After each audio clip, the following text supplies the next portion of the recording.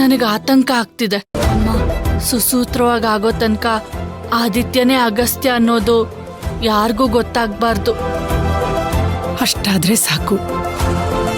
ಪ್ರತಿ ತಾಯಿ ಈ ಕ್ಷಣಕ್ಕಾಗಿ ಕನಸು ಕಾಣ್ತಾ ಇರ್ತಾಳೆ. ಇವತ್ತು ನನ್ಸಾಗ್ತಿದ್ಯಲ್ಲ, ಕಣ್ ತುಂಬ್ಕೊಳ್ಳಿ. ಅದಕ್ಕೆ ಕಣ್ಣೀರಿಂದಲ್ಲ, ನಮ್ಮ ಭಕ್ತಿಗೆ ಒಳ್ಳೆ ಜೀವನ ಸಿಗುತ್ತೆ ಅನ್ನೋ ನಂಬಿಕೆ ಈಗ ಬರ್ತಿದೆ.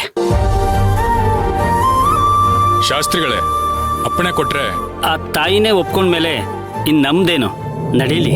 ಓಂ ಕೇಶವಾಯ ನಮಃ, ನಾರಾಯಣಾಯ ನಮಃ, ಮಾಧವಾಯ ನಮಃ, ಗೋವಿಂದಾಯ ನಮಃ, ವಿಷ್ಣವೇ ನಮಃ, ಮಧುಸೂದನಾಯ ನಮಃ, ತ್ರಿವಿಕ್ರಮಾಯ ನಮಃ.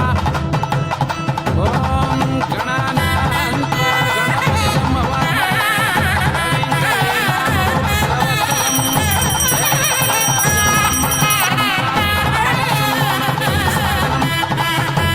ವರಮಾಲೆನ್ ತಗೊಂಡ್ ಬನ್ನಿ. ಸರಿ ರೀ, ಅಡಿಗೆ ಮನೇಲಿ ಇಟ್ಟಿದ್ದೆ. ಶ್ರೀಕಾಂತ, ಚಿಕ್ಕಪ್ಪ, ಅಡಿಗೆ ಮನೇಲಿ ವರಮಾಲೆ ಇದೆ, ತಗೊಂಬಾ. ಹಾ ನಾನ್ ತರ್ತೀನಿ. ಇಡೋ. ಗಣಪತಿ ಸಂಭವಾಮಹೇ, ಕವಿಂ ಕವೀನಾಮೋಸ್ತವಸ್ತವಂ, ಜಯಶ್ರೀರಾಜಂ ಬ್ರಹ್ಮಣಾನಸು.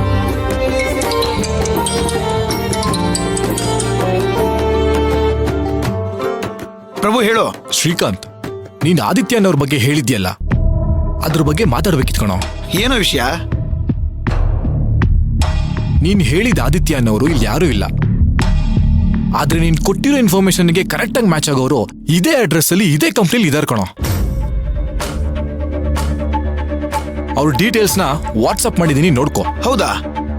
ಸರಿ, ನಾನು ನೋಡ್ತೀನಿ. ಒಂದ್ ನಿಮಿಷ. ಸರಿ ಮಗ.